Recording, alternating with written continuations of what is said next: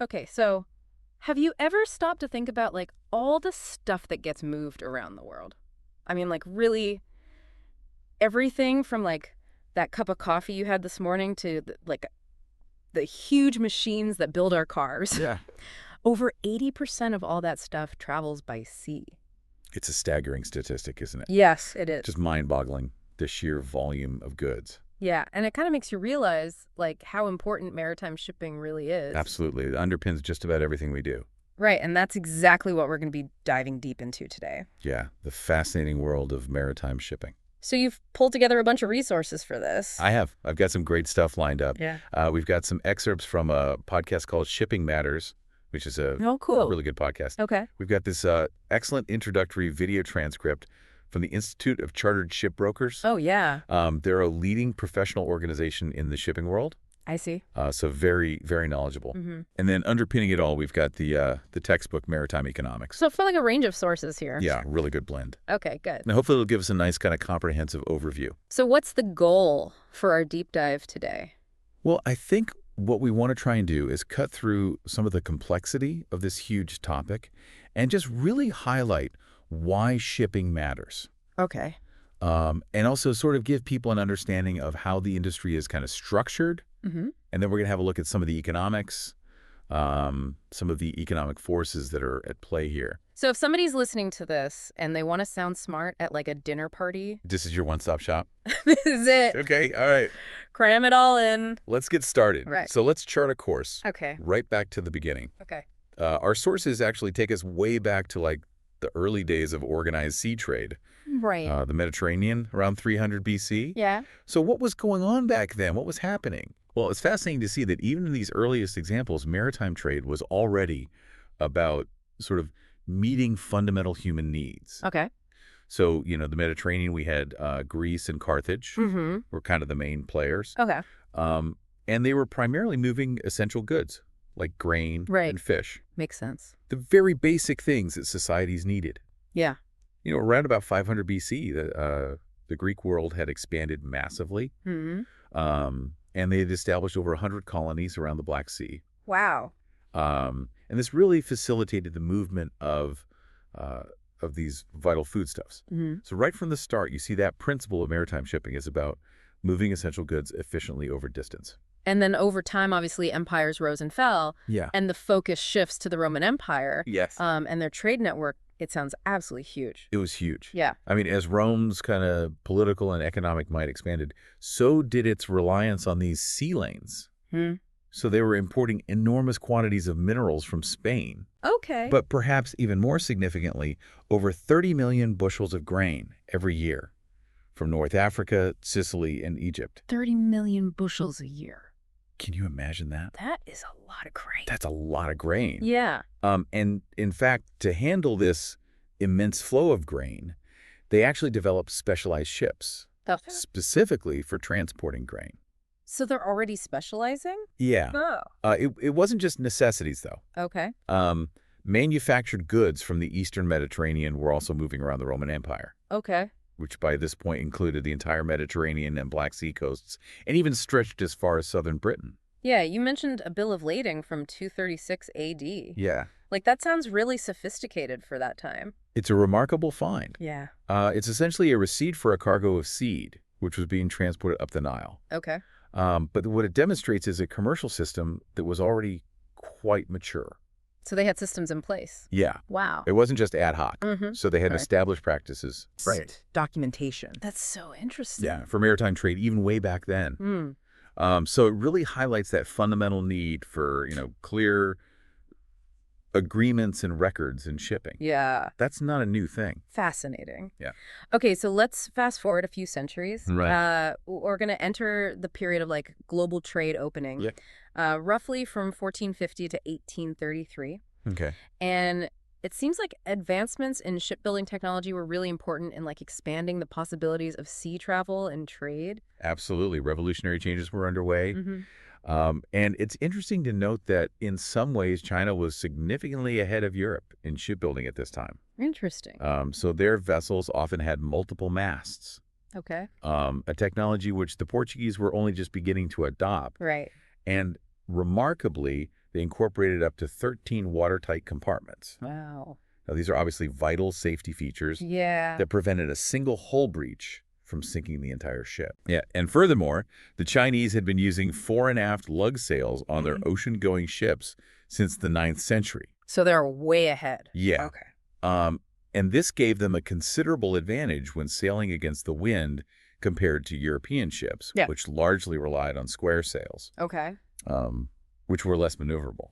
And these advancements allowed them to do some pretty impressive voyages, like Oh, yeah. the famous expeditions of Zheng. Yeah, Zheng He's voyages were extraordinary. Yeah. So his 7 voyages in the early 15th century were really remarkable feats of exploration and trade. Yeah. His massive fleet is estimated to have traveled around 35,000 miles, Wow. reaching destinations across Southeast Asia, Okay. the Indian subcontinent, Mm-hmm. the Arabian Gulf, Right. and even Mogadishu in East Africa. That's incredible. And there's also compelling historical evidence suggesting that one of these voyages actually ventured into the South Atlantic and charted the Cape of Good Hope. Wow. Yeah. Okay, then we jump to the 18th century. And there's a huge surge in sea trade, particularly for Britain. Yes. The numbers you mentioned are really striking. Yeah. So Yeah. British foreign trade just absolutely exploded, Right. growing from 10 million pounds in 1700 to 60 million pounds by 1800. So 6 times bigger. Yeah. Wow. What's also really notable is the changing nature of imports. Okay.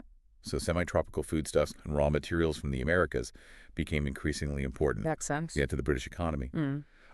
And during this period, London also firmly established itself as a leading global center for both financial and shipping services. Right. So you've got the infrastructure and the sort of financing mechanisms All developing. developing as well, Yeah. right alongside the growth in trade. Alongside. Okay. And how these trading ventures were organized was also evolving. Yeah. You mentioned different types of companies. Yes, you see a distinction emerging between these large, long-haul monopolies like the English and Dutch East India Company, Right. which held considerable control over trade with Asia. Yeah. And then you have the smaller independent traders who operated more broadly in the Atlantic, Oh, okay. covering routes to the Baltic, the Mediterranean, the West Indies, and parts of North and South America. And that's reflected in the statistics from 1792 Yes. on the ships entering and leaving British ports. Yes. Right? It shows how much was going on. Yeah, huge amount of activity. Okay, so all of this is kind of setting the stage for even bigger changes in the 19th and early 20th centuries. Yeah. The emergence of the passenger liner, it sounds like a big shift in how ships were being used and designed. This is where things get really interesting. Okay. So the passenger liner, it evolved from simply being a vessel that carried people Right. to becoming large, fast, and even luxurious ships. So quite a change. Yeah. Okay. Although they Right. typically had limited space for cargo. Their primary role transitioned to the rapid transport of passengers, Mm. mail. And of course, there was this huge wave of immigrants moving from Europe to the United States. Yeah. And the technological advancements in these ships that crossed the North Atlantic between 1833 and 1914 were absolutely astonishing. Yeah. The numbers you mentioned are incredible. It is quite incredible. Yeah. So the size, I mean, we're talking about hull size, growing from a relatively modest 176 feet to an immense 901 feet. Wow. And tonnage. Yeah. The ship's carrying capacity Yeah, that just skyrocketed. skyrocketed, exactly. And a shift from wooden hulls to iron and then steel. Yeah. And then the paddle wheels replaced by screw propellers powered by increasingly efficient steam engines. Yeah. And the engines themselves changed dramatically. Yeah. Simple steam engines giving way to triple expansion engines and then turbines. Yeah, and the speeds more than tripled. Yeah. From a leisurely 7 knots to a rapid 25 knots. That's rapid, yeah. Yeah, And it's interesting to note that fuel consumption also increased dramatically, even with efficiency. even with the efficiency improvements, Wow. which kind of highlights the power demands of these faster, larger vessels. So these advancements, they made transatlantic travel faster, Yeah. more comfortable. Yeah. But they also fundamentally changed shipbuilding and marine engineering. Yeah, absolutely. Alongside this technological leap, we saw liner shipping emerge as a prominent and respectable sector of the maritime industry. Yeah. So these were companies that operated regular scheduled routes. Yes. Their ships were registered locally, Yeah. and their shares were often publicly traded. Yeah. Right, so that's a signal of like a more formalized and established business? Yeah, much more formalized. Okay, so that's the liner side of things. Yeah, Focused on passengers and scheduled cargo. right. But then you also had tramp shipping, Yes. which sounds like a much more flexible way of operating. Yeah, much more opportunistic. Yeah. So essentially, tramp shipping filled in the gaps that the liner services didn't cover. So these ships would carry bulk cargoes like grain, coal, and iron ore. So whatever needed to be moved? Exactly, whatever needed to be moved. Yeah.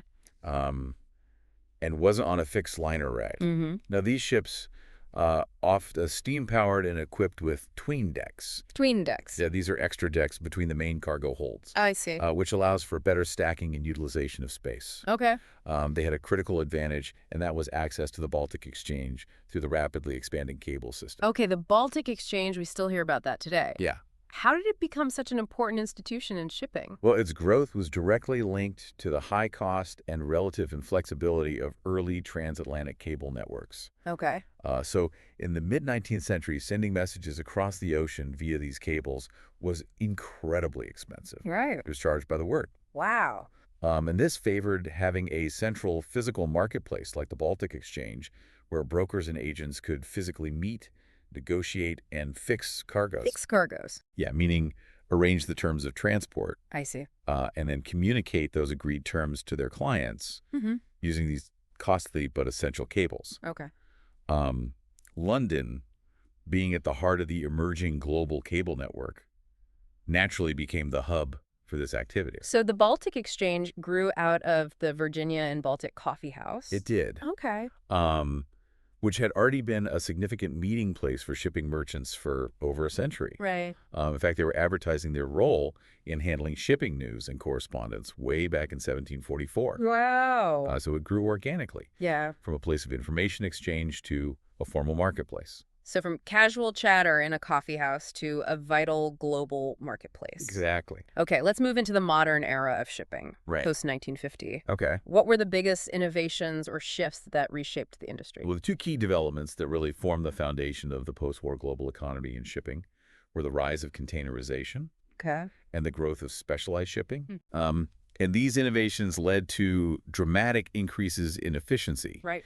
And they enabled the complex and interconnected global supply chains that we see today. Right, and this transformation, it had a big impact on shipping companies themselves. Absolutely. You mentioned some big changes in, like, who the major players were? Yeah, there was a seismic shift in the landscape. Okay. The top UK liner and tramp shipping companies that were prominent in 1960 had essentially disappeared just 50 years later. Wow, so completely gone. Yeah, pretty much completely gone.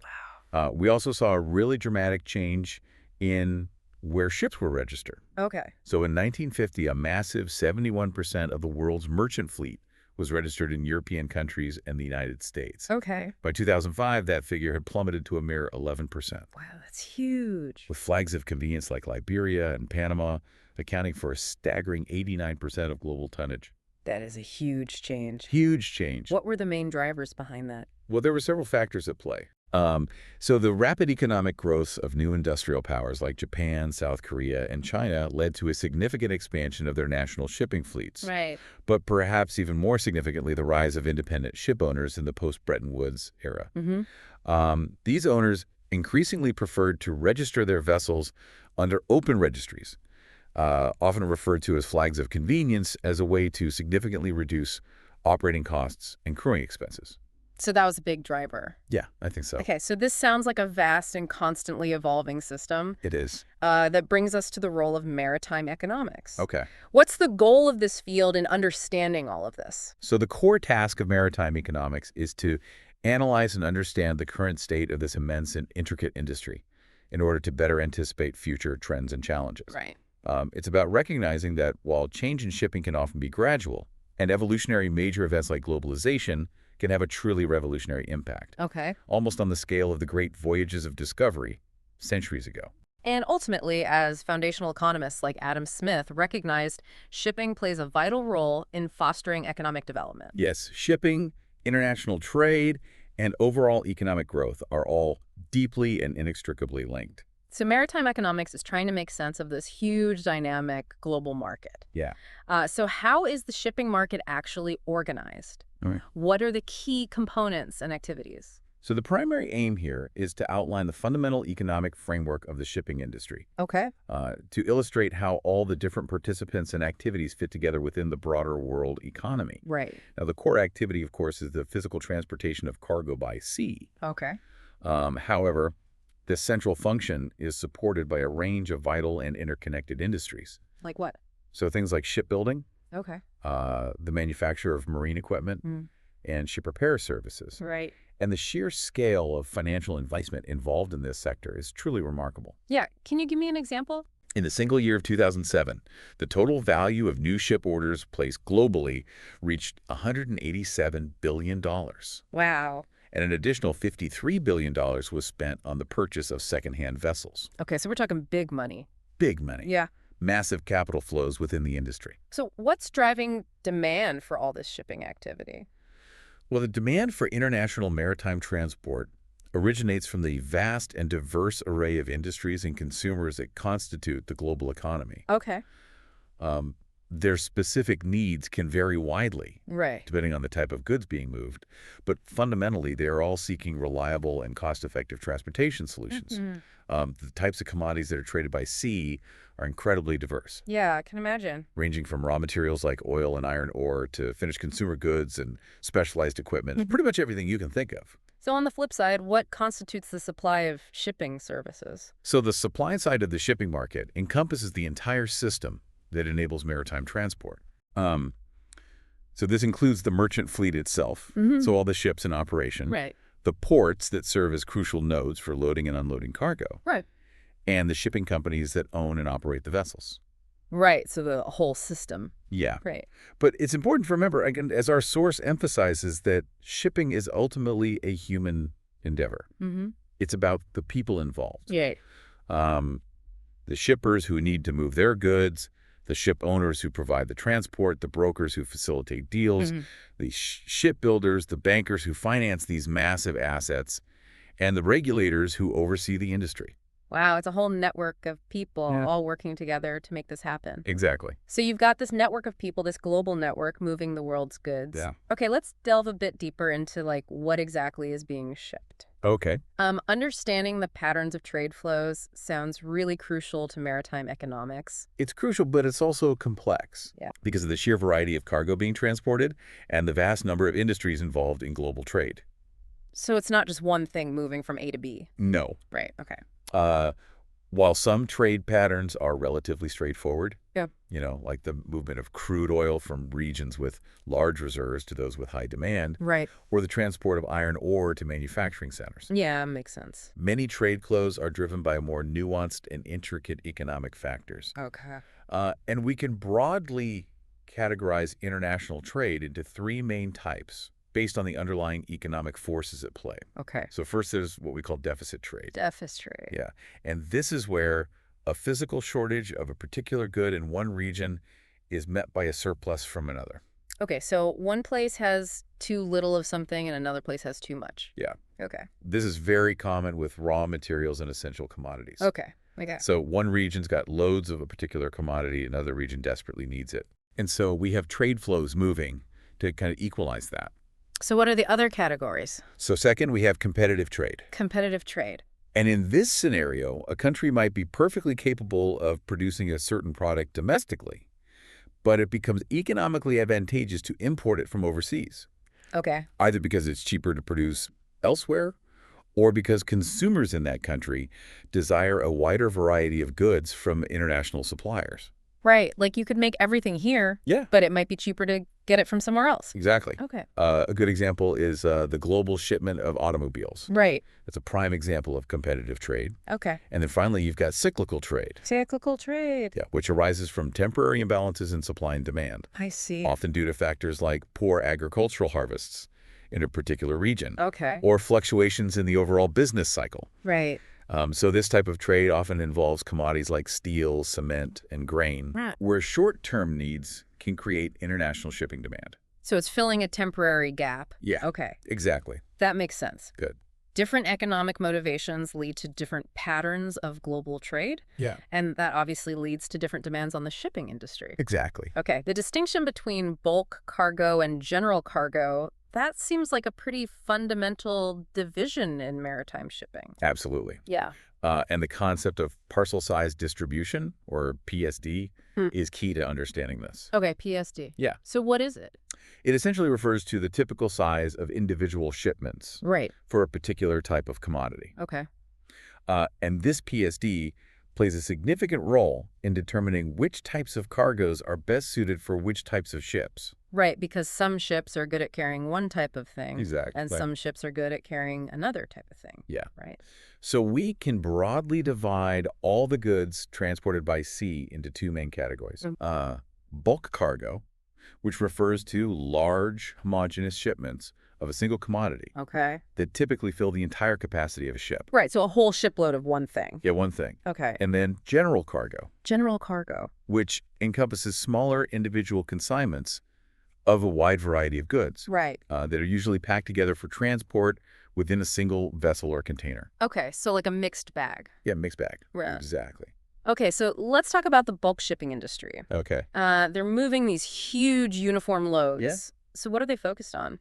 So the bulk shipping industry is very much focused on achieving the lowest possible transportation costs. Okay. And efficiently managing the significant capital investment required for these very expensive ships. Right, because these ships are not cheap. No, they're not cheap. Right. Bulk vessels typically operate on a relatively low frequency of transactions.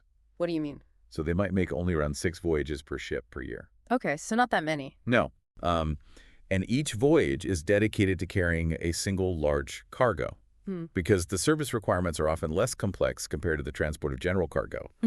The overhead, in terms of staffing and logistics, is relatively lean. Okay, so they can run a tight ship. Yeah, No pun intended. exactly. Okay. So surprisingly few office-based employees are needed to manage a fleet of bulk carriers. Okay. The primary emphasis is on the safe and efficient movement of very large volumes of commodities. It's all about moving stuff as cheaply as possible. Okay. And you mentioned the world's merchant fleet. Yeah, That's incredibly diverse. it is a vast array of vessels. Yeah. So if we just take a snapshot as of July 2007, Okay. we see a huge variety of ships, Yeah. each categorized by the main type of cargo it's designed to carry. Okay. So this includes various sizes of tankers. Okay. You've got very large crude carriers, Yeah. VLCCs. VLCCs. Yeah, for long-haul crude oil transport. Right. You've got Suezmax and Aframax tankers for medium-range voyages. Yep. And Panamax and handy-sized tankers often used for shorter routes or for transporting refined petroleum products. Okay. Then we've got the bulk carriers. Bulk carrier. Yeah, ranging in size from smaller, handy-sized vessels to the very large Cape-size bulk carriers. Right. Each size being suited to different trade routes and port facilities. Right. Because some ports can handle bigger ships. Right, of course. Some can. Yeah. Right. And the data also provides valuable insights into the total number of ships in each category, Okay. their overall tonnage, Right. so both gross tonnage and deadweight tonnage, Okay. and the average age of the vessels. Okay, so it gives you a real snapshot of what's out there. Yeah, Okay. it does. And it sounds like the size of the vessel in bulk shipping really makes a difference That makes a huge difference. in terms of cost effectiveness. Yeah. You keep mentioning economies of scale. Yeah, it's a crucial economic driver in bulk shipping. Okay. So generally speaking, the larger the bulk carrier, the lower the cost per ton of cargo that can be transported. Okay, so the bigger the ship, the cheaper it is to move stuff Yeah, per ton. per ton. Yeah. Okay. So, for example, upgrading from a handy-sized bulk carrier to a Handymax can lead to cost savings of around 22% per ton. Okay. And further significant savings are achieved as you move up to Panamax and then the very large Cape-sized vessels. Okay, so if you're shipping bulk, you want to go big. Yeah, if you can. If you can. Because these economies of scale, they're dependent on various factors. Like what? Things like the infrastructure available at the loading and unloading ports. Right. And the specific characteristics of the trade routes being used. Okay, so it's not always as simple as just bigger is better. No. There are other factors at play. Yeah, other things to consider. Okay, let's talk about shipping market cycles. Right? Our sources say these recurring fluctuations are a key characteristic of the business. Yeah, they're a fundamental characteristic, and these cyclical patterns aren't unique to shipping. Okay. They're observed in many other industries as well. Interestingly, as far back as the 1660s, the economist Sir William Petty Oh. noted cyclical patterns in the prices of corn. Right. So this has been going on a long time. Yeah. Okay. In the shipping industry, these economic cycles are typically characterized by long-term underlying trends, what economists refer to as secular trends, Okay. and shorter-term fluctuations that are often tied to the overall business cycle of the global economy. So long-term and short-term. Yeah, both are important. Right. Okay. Understanding both of these components is absolutely key to navigating the complexities of the shipping market. Okay. So historically, what have some of these notable shipping market cycles looked like? Okay, well, the period leading up to World War I saw several distinct shipping cycles, Okay. with the one from 1898 to 1910 being particularly long-lasting for a full 12 years. So over a decade. Yeah. Wow. And this cycle included a significant and sustained boom in freight rates. Okay. More recently, the early 1980s witnessed a sharp downturn in the shipping market, which was then followed by a somewhat surprising surge in new orders for bulk carriers in 1983 and 1984, Okay. even though freight rates were still quite depressed. So people were ordering new ships, Yeah. even though the market wasn't doing well. Exactly. Why would they do that? Well, this counter-cyclical ordering was driven by a confluence of factors. Okay. So shipping companies, they'd accumulated cash reserves from earlier profitable periods. Right. So they had money to spend. Yeah, they had money to spend. Okay. There was the availability of bank loans for shipbuilding. Okay. Shipbuilding prices were relatively low at that time. So ships are cheap. Yeah. Yeah. There was the appeal of new fuel-efficient ship designs, Okay. favorable exchange rates, particularly the value of the Japanese yen, Right. and perhaps most importantly, an underlying expectation among ship owners that the market would rebound. Okay. So they were betting that things would get better. Yeah, they were taking a bet. Okay. Exactly. So trying to predict these shipping cycles accurately is pretty difficult. It's notoriously challenging. Yeah. The common sentiment that this time it will be different Right. often proves to be incorrect. Yeah. While we can certainly analyze fundamental economic variables, Like what? things like the overall state of the global economy, Okay. the growth of international trade, Mm-hmm. and the levels of ship ordering and scrapping, Right. there are always unpredictable wildcard events, Like major geopolitical conflicts okay. or unexpected disruptions to global trade routes. Host speaker.